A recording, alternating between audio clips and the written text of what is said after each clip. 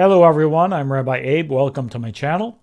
I've been a Kabbalah instructor since 1988, and what I do is help people reach their highest destination, or spiritually or physically, and I do that by using the tools of the Kabbalah, which in my opinion are the most powerful tools to help anyone achieve their true soul goals in life.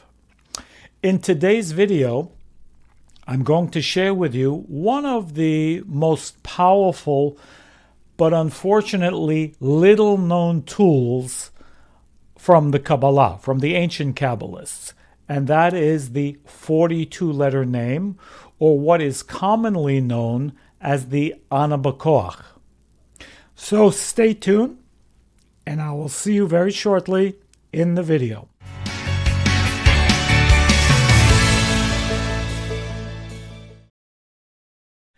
Okay, welcome. So today I felt it was necessary to finally begin to reveal some of the secrets of the Anabakoach, although that is the 42-letter name. Now, what many people do not know is this 42-letter name, or again, the Anabakoach, which I'll explain, what is the difference between the 42-letter name and then what is the Anabakoach? The Anabakoach itself was written approximately 2,000 years ago by a great sage and Kabbalist named Rabbi Nechunia ben Hakanah. Now, I won't go into the details about him, but he was a huge Kabbalist, and he lived in what we call the Tana period, the formal teachers, those that revealed the Talmud, the Zohar, and many other forms of scripture in that time when they were written down. And this prayer, if you will, or what many people use as a meditation, is 7 lines. I'll show it to you later. And it's in the form of 7 lines, and it is to follow what we'll call the revealed world. In other words, anything that is 7 relates to the physical world. Okay? And that's why there's 7 days in the week. That's why there are 7 primary planets, and I mean primary, visible to the eye. There are more planets, of course. Pluto, Uranus, and Neptune are not revealed planets. The others, I won't rattle the names off for you, but they are. And those are the same planets which are associated with the basic understanding of astrology, even though the other planets are as well. Okay. 7 musical notes on the spectrum, okay? 7 colors, or visible colors on the spectrum. 7 continents. You're getting the idea? 7 oceans. So the reason why all these things are 7 is because the number 7 relates to physical energy.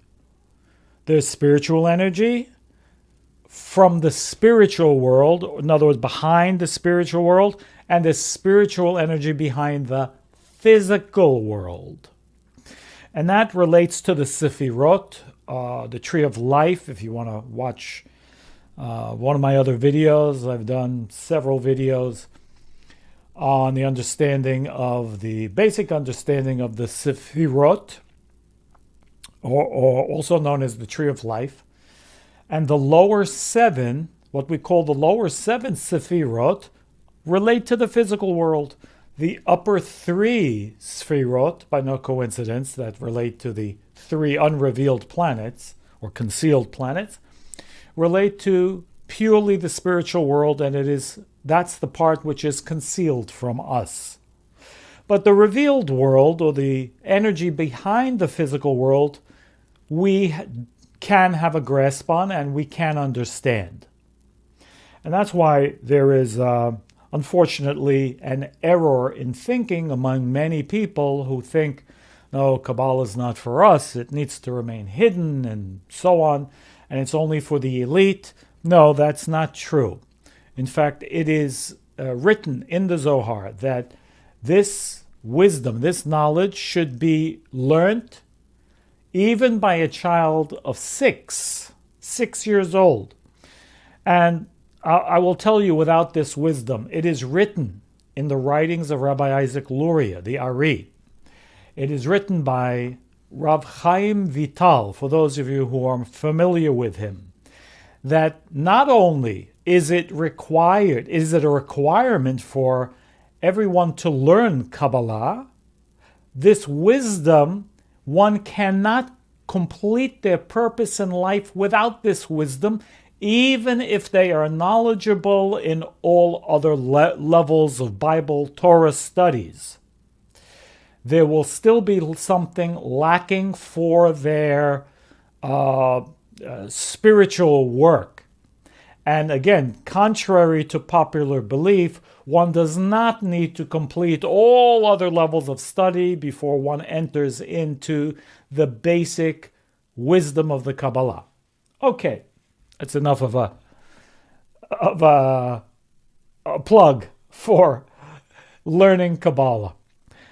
But this prayer, again, Rabbi Nechunia ben Hakanah revealed. He didn't invent. He revealed this prayer called Ana B'Koach as, I don't know what the right word is, an after effect of the root of the Ana B'Koach. So he did not create the root of the Ana B'Koach. The root of the Ana B'Koach is called the 42-letter name. The 42-letter name. What is the 42-letter name? Well, the ancient Kabbalists called it the 42-letter name of creation. Why? Because through it, according to the ancient Kabbalists and the Zohar, creation took place through 42 letters. Now, I know that sounds crazy, but whenever we discuss this idea of creation through letters, you must keep in mind that we're not discussing physical letters. We're discussing metaphysical vibrations that take on a shape. And these metaphysical vibrations, energetic or spiritual vibrations, give off a form. Every vibration has a form and a sound. No different than a guitar string. It vibrates at a certain rate and gives off a certain sound. And every guitar string is the same, except the rate of vibration changes the dynamic of that sound, changes the sound. Okay? So even though it's vibrating, it vibrates, they all vibrate, but they vibrate at a different rate and therefore different sound. And so too, these letters, the ancient Aramaic, or some people call them Hebrew, but not associated with a religion or a people. It is a universal conduit of transferring metaphysical energy, spiritual energy. Now, every language does transfer energy.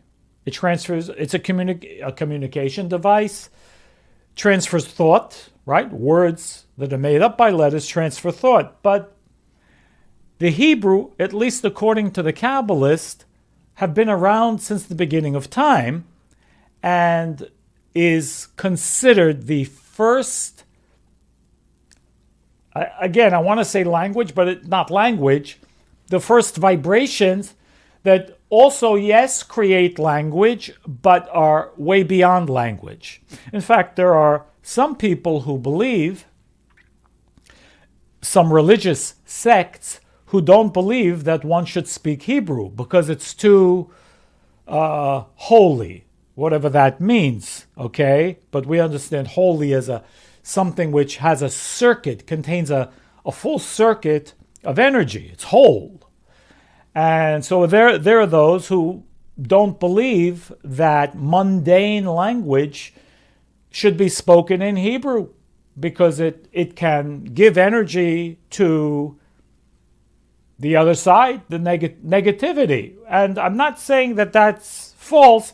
There is probably or likely something to that. I'm not saying that we are of that opinion in our day, because Hebrew is the language also of Israelis who live over there, no different than Greek is the language of people who live in Greece, and Italian, people in Italy. It's also the national language. And when something is widespread and used again, and that's what's become of it, well then, many people think there's not an issue of using the language. Nevertheless, not to forget, it has the potential to reach the highest spiritual dimensions. And that is why many holy texts were written in Aramaic. Aramaic uses Hebrew letters. But the language of Aramaic is a disguise. What do I mean? Well, the word for Aramaic in Hebrew is Aramit. Aramit. And if you rearrange the letters of that word, the exact same letters will spell in Hebrew Ramait. Ramait. And that means deception, a deceiver. So the name of the language also means deception. Yes, it means it's a deception to the Satan, or the negative consciousness that also exists in this world, or the sum total of negativity of humanity. In any case, however we define that, this language deceives the other side. And therefore, the highest and holiest text that are more revealed. And I'll explain why. The Bible is written in Hebrew. Why is the Bible written in Hebrew? But the Zohar is in Aramaic, and the Talmud is in Aramaic. And certain texts or interpretations, there's a very well-known interpretation of the Bible text, not an interpretation, rather. It is a translation called Onkulus, and it is merely a translation of the Bible, the Hebrew Bible, into Aramaic. And by doing that, this very high soul, whose name was Onkulus, who was incidentally a convert, revealed many secrets, because there's many secrets in those words, or dual meanings.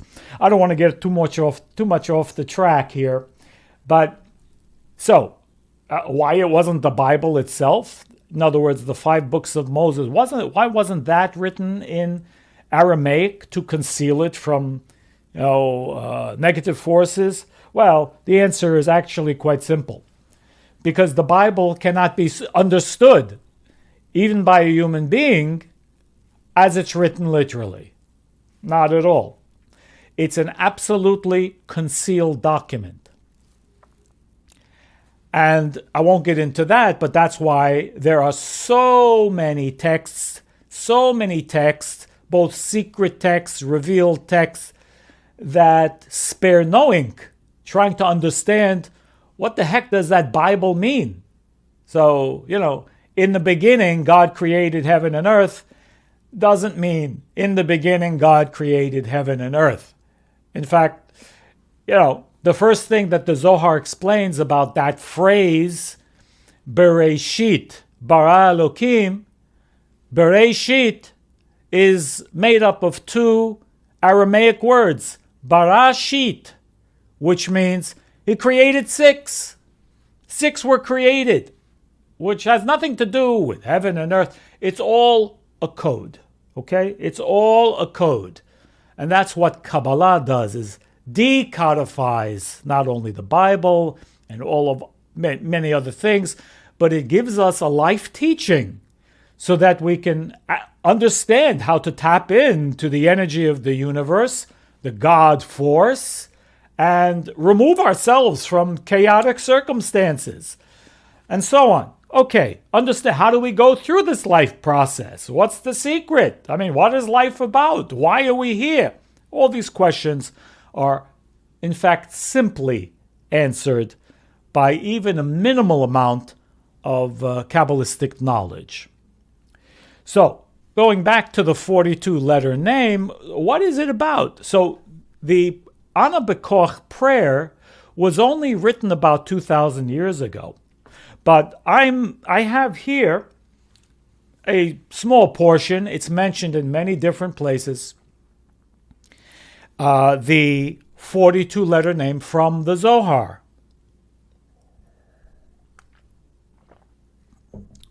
I'll read some of it just for our spiritual connection. And I'm reading a Hebrew translation of the Aramaic of the Zohar. קם רבי שמעון על רגליו ואמר, ריבון העולמים, פתח עיניי להסתכל בהם למעלה. Rabbi Shimon, the author of the Zohar, is saying he got up on his legs, it says, and he said, Master of the universe, open my eyes that I will be able to see all the spiritual things in the above. Okay? Above, of course, doesn't mean spatially. Above means the spiritual worlds. And Rabbi Shimon could see pretty much all of it. Okay? עבור בם ב-42 אותיות של שם המפורש. And this is the explanation, or part of the explanation, that I will come to them, to the 42-letter names of the holy concealed name, or what some people call ineffable name, something that can't even be spoken. לדעת כל אות ואות על תיקונה. In order to know each and every letter, what its secrets are and what its corrections are, what they mean. Bereshit v'hu. Bereshit, the Genesis or the creation, because that's what it is referred to as, the 42-letter name of creation. V'ha'aretz hayta tohu vavohu. And quoting from Genesis, right in the beginning, and the earth was, how it's translated, void and without form. Void and without form. What does Rabbi Shimon say? Vehem avak yetatz krasatan nagad yekash batatz atag chakav tina yageh pazek shikutzit. These are the 42-letter names. 7 6-letter combinations, which make up this 42-letter name of creation. Now, I've said these names. We don't generally say them, but in order to, relay them to you, that okay, that I said them, but and with the after verse, which is Baruch Shem Kevod Malchuto Leolam Va'ed. Now, some of you may be familiar with that verse, which is also said after the Shema Yisrael, and it acts as a veil to conceal the tremendous spiritual light which is available in the Shema Yisrael, as well as in this 42-letter name. It acts as again, a way to bring it in a concealed way into our life, into the physical world that we call Malchut. Now, why does it need to be concealed? Because there are negative forces. There are negative forces, and we don't want to share that energy because this energy can be very revealed. It's like, I don't know, raw data, okay? And there's a negative side. We call the negative side Satan. Satan it's not a guy with a pitchfork. It's a general term to represent negative forces, whatever they are, however they are. But they have an opportunity to use the same energy that we want. In fact, that's how we feed. We feed the negative side, by the way. When we don't act appropriately, let's say we get angry, we shouldn't get angry, but we get energy when we get angry, and then we lose that energy. We don't get to keep that energy. Well, where does it go? Yeah, to the other guy, okay? So when we act in a negative way, in a selfish way, in an egotistical way, we actually feed the negative side, and then it becomes more of an obstacle for us. And negativity creates more negativity. Positivity creates more positivity. Light creates more light. Positive actions create more positive actions, and so on. And so this verse of Baruch Shem is generally recited quietly after the power verse, after the 42-letter name, or after the Shema Yisrael. Now, there's an exception to that rule, and it's coming up right very shortly. It's called Yom Kippur.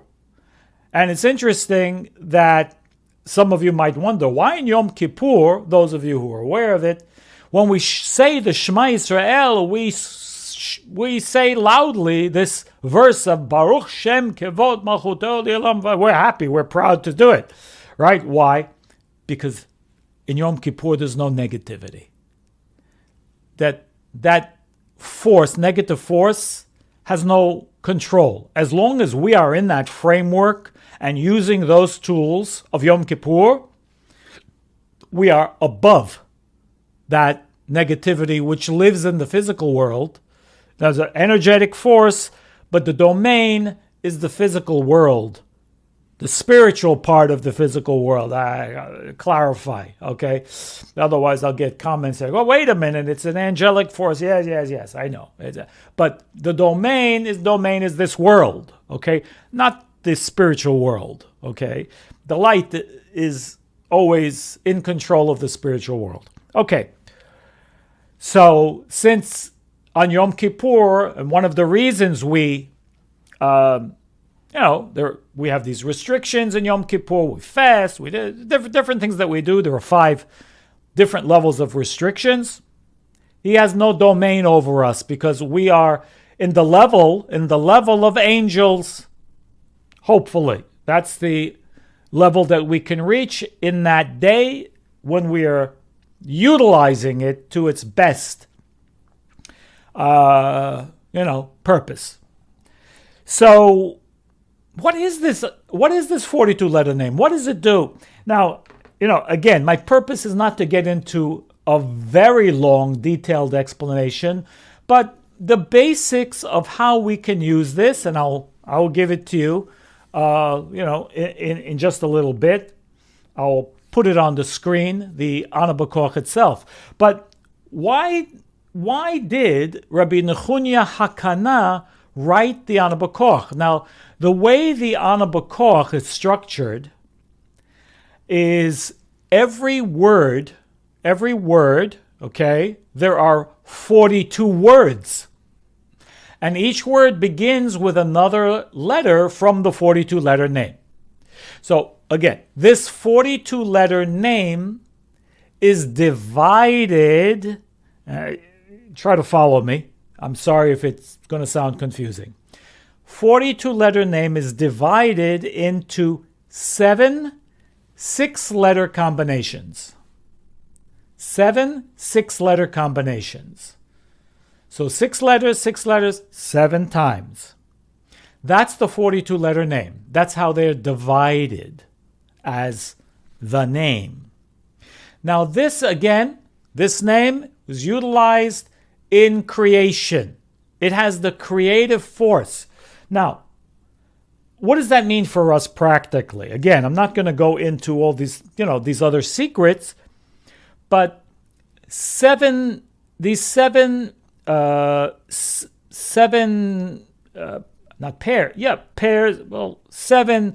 six-letter combinations. There are seven. Why? Because we said seven relates to the physical world. Yes, that's true. The first set of six relate to the first day of creation. The second set of 6 letters relate to the second day of creation, and so on. The third, the fourth, the fifth, until the 7th. So why is that important? Well, if we can for a moment get our head out of the literal Bible story, we're not talking about, the first day, second day of creation, this was created, the third day of creation, the fourth day of creation, fifth day, sixth day, whatever it is. No. All of these days represent the physical process, or the first 6 sefirot, the first 6 stages of energy in the process. The 7th is the manifestation. That's the Sabbath. What's the Sabbath? The day of rest. No creation. Yeah, but don't be misled. It doesn't say anywhere it's a day of rest. A day to rest. A day to rest. No, it is a day of rest. Now, without going into all the details, but just to give you a little insight into that, the Kabbalists explained, what is rest? What is the meaning of rest? Well, when something is in a state of utter fulfillment, there's no movement, right? Think about it for a second. If you have no desires, if you have no wants, if you have no needs, at any level, physically, emotionally, mentally, spiritually, you're absolutely, nothing is itchy. You're not hungry. You have enough money. In other words, again, you have zero desire. Think about it. There's no reason to move, is there? You are at rest because you are at a state of complete and total fulfillment. Well, when anything is at a state of rest, it means there's no lack. Movement of any kind means lack. Okay? So the Kabbalists explain that the Creator's light is at an utter state of rest. It is at rest. So in the Sabbath, we rest not physically, but energetically. And I can't go now into the details. What does that mean?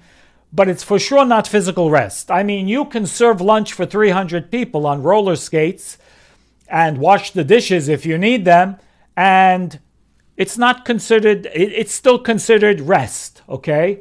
But if you sit in your lazy boy chair and you're worried about the deal that you want to go through, and what if it doesn't go through, you're not resting.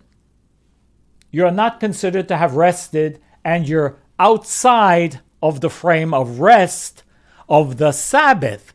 So it's very funny. Again, many people misinterpret this idea of rest and equate it with something physical. It is not at all. It is, however, a day when we can tap in to the highest level of spiritual energy that we can more than any other day. More than any other day. With perhaps the exception of Yom Kippur. But even so, the Sabbath has something that the Yom Kippur does not have, even though it is called the Sabbath of Sabbath. Okay, we don't want to go there.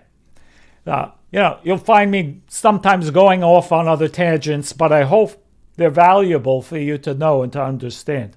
So what is this 42-letter name? Well, each set of 6 letters relates to another day of creation. And what that means, again, in the most basic understanding, is the life process. Life process. Why? Because anything in life, from its beginning to its end, contains these 7 stages in it. No matter what. From the beginning of a desire till the manifestation of that desire. I don't care if it's the simplest thing. You're hungry, you want to eat breakfast. It begins with a desire, and it will hopefully end up being fulfilled. You're sitting at the table eating, you're at a restaurant, whatever, you're eating breakfast. The desire has become manifest. There are stages in every process that cause it to be successful from the beginning to the end. Isn't that what we want?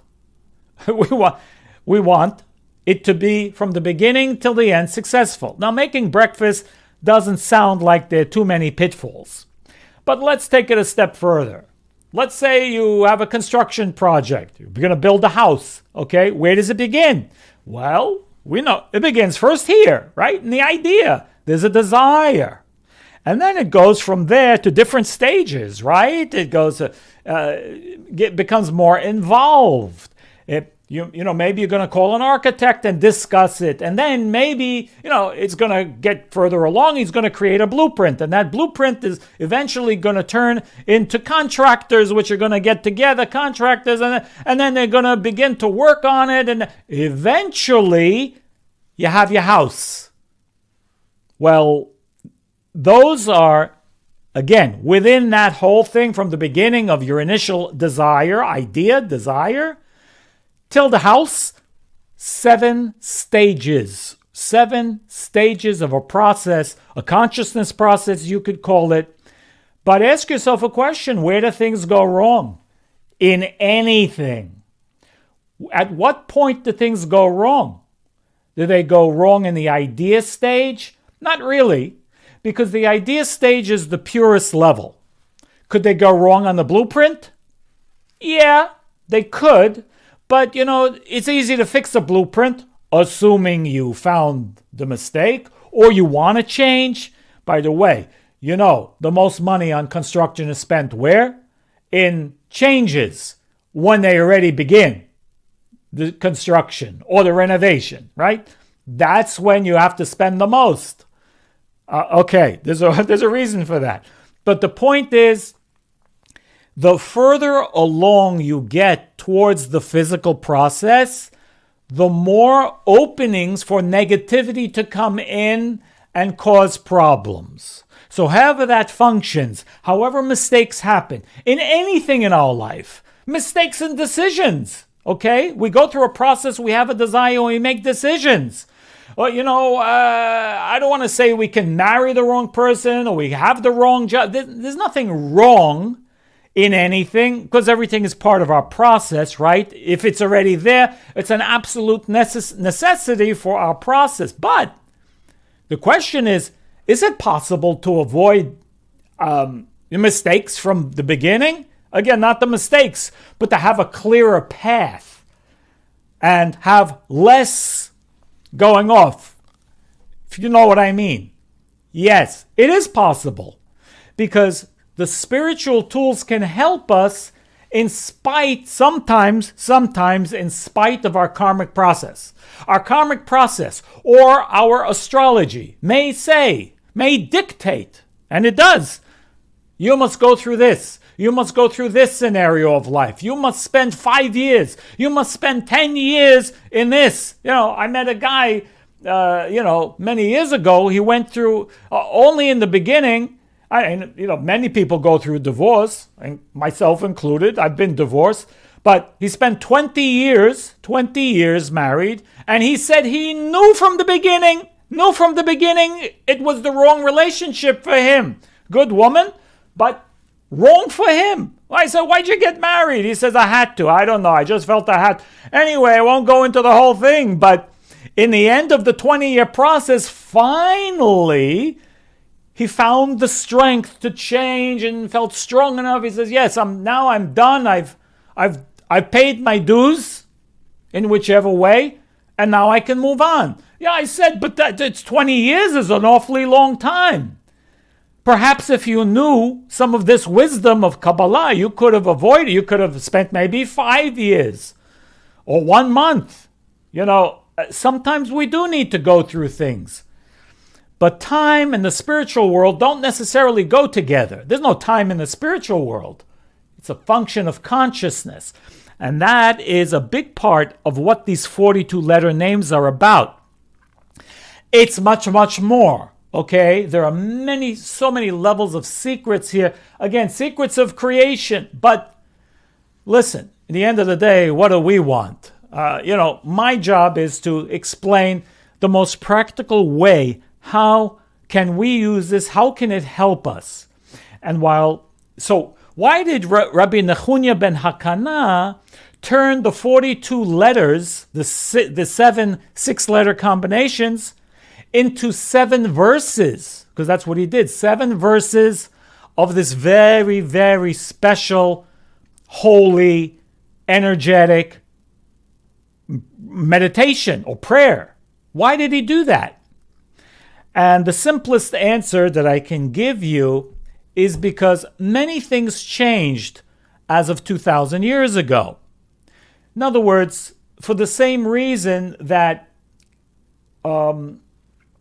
many of the scripture, what is known as the oral tradition or the oral law. In other words, that all that was revealed by Moses at Sinai was everything. All the wisdom in all the books and all the scriptures was all there. But only the written, the physical things like the 5 books of Moses was actually written down.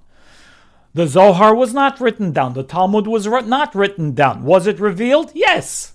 And Moses revealed it to certain individuals then. Everyone had wisdom then. And then we lost it. I won't go into that.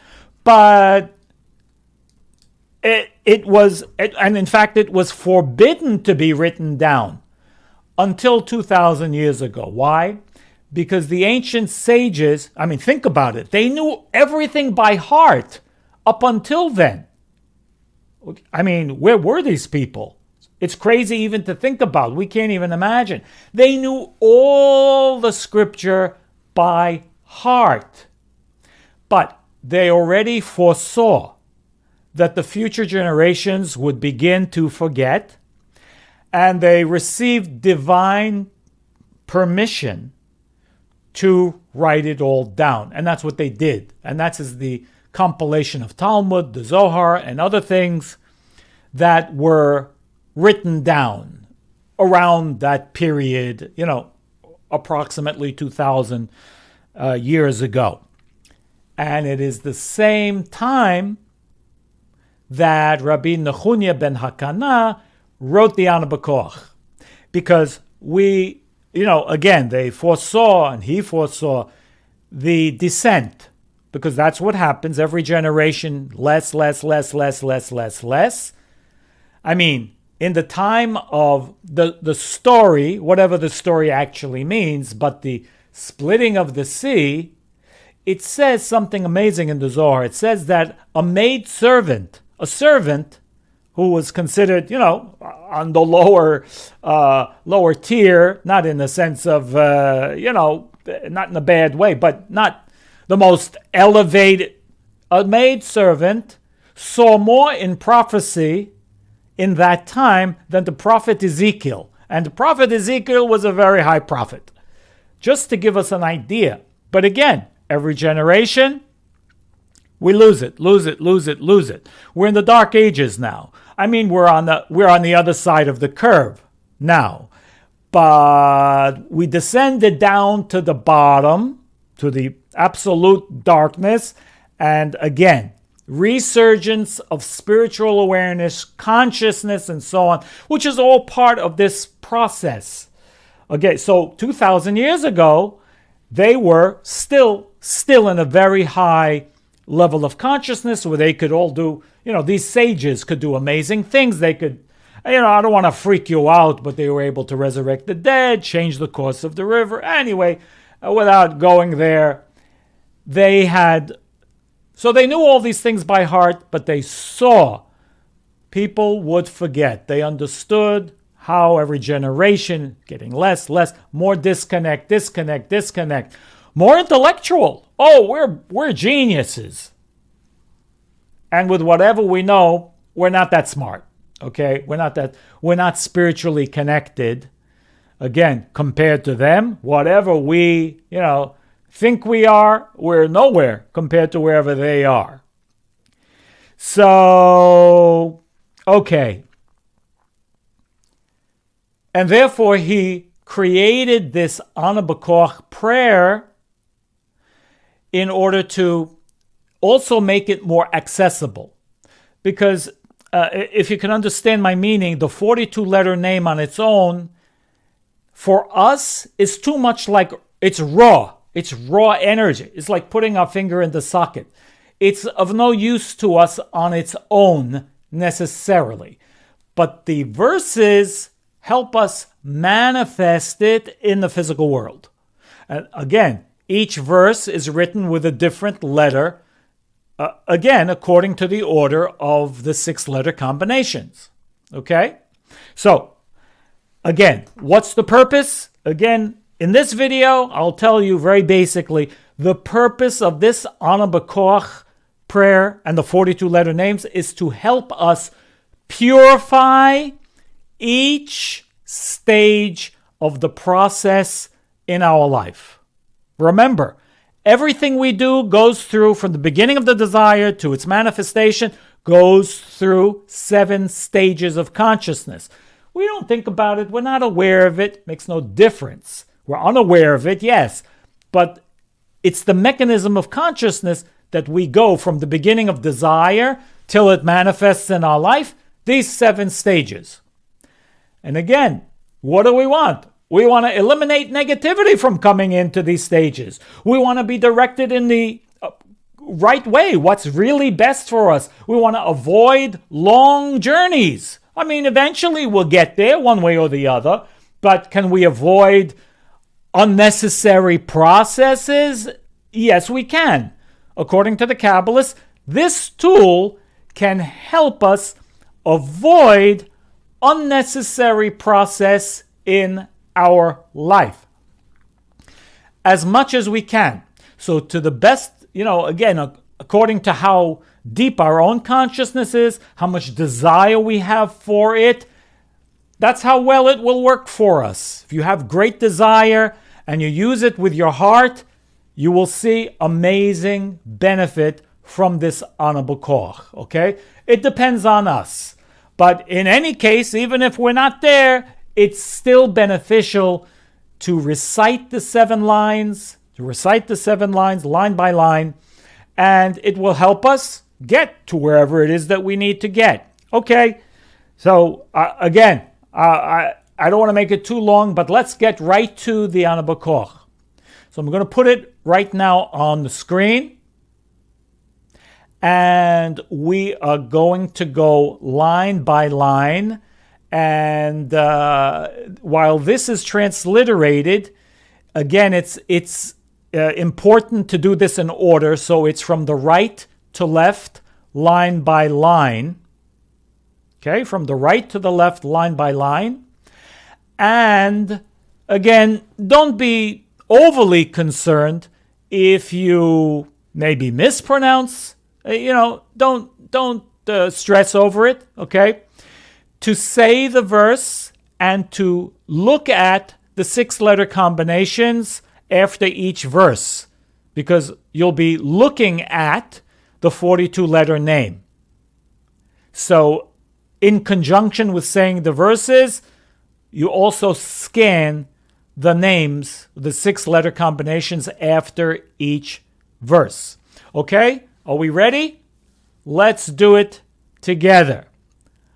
Ana B'Koach, Gedulat Yeminecha, Tatir Tzirura. And now we scan the 6-letter combinations, which are Aleph, Bet, Gimel, Yud, Taf, Tzadik.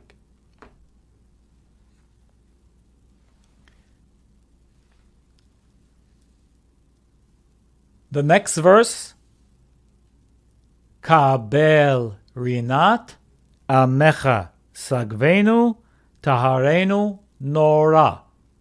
Kuf resh ayin sin tet nun. Scan the 6-letter combination. I will mention this particular combination is to help us tear up. These letters literally spell out Kra Satan, which literally means to tear up the Satan, which means to close the openings where negativity comes into our life, or may come in. 3rd verse. Na gibor doshe yichudecha kevavat shamrem. Again, scanning the 6-letter combinations. Just a little secret here. Again, I'm not going to give you all the combinations, but this one is good for sustenance, for financial sustenance and spiritual sustenance. We need both. We need sustenance at all levels. 4th verse. Barchem taharem rachame tzidkatecha tamid gomlem. Bet tet resh tzadik taf gimel. Scan the 6 letters.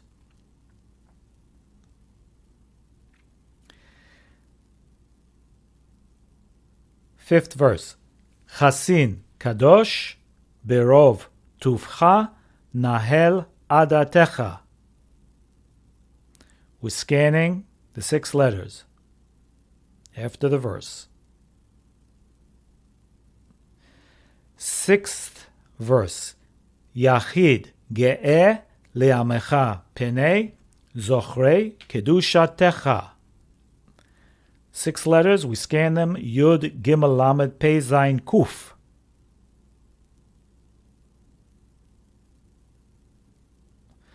The 7th and final verse, which is the verse of manifestation. The 7th is always the level of manifesting whatever we do in a positive way. Shavatenu kabel ushma tza'akatenu yodea ta'alumot. Scan the 6-letter combinations. And then quietly to ourselves, we recite the little verse underneath which says, Baruch Shem Kevod Malchuto Le'olam Va'ed. Okay, so it's good maybe to take a screenshot of that section of the video so you can have it with you, handy on your phone. The recommended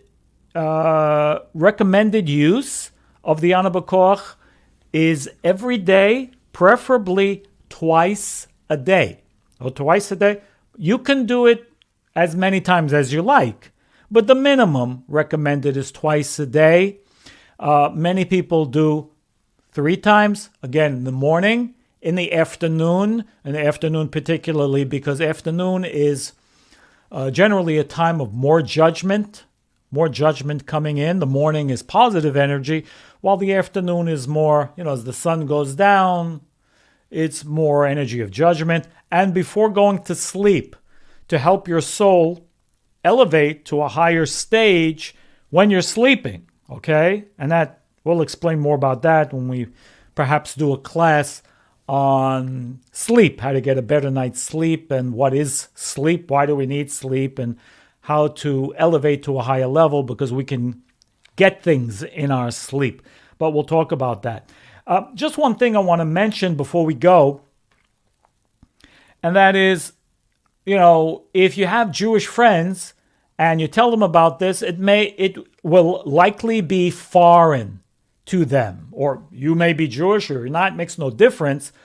But if you've never heard of this, likely never heard of this, if you're not a student of Kabbalah, let me, say that. And many religious Jews are unfortunately not aware of this. Now, some are. The Sephardic Jews are probably more familiar with it, but they don't necessarily use it in this way, but it's in the prayer book.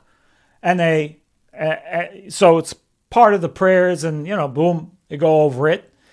I would like to think with some consciousness, but again, there's not a lot known about it. It's very concealed and very secret.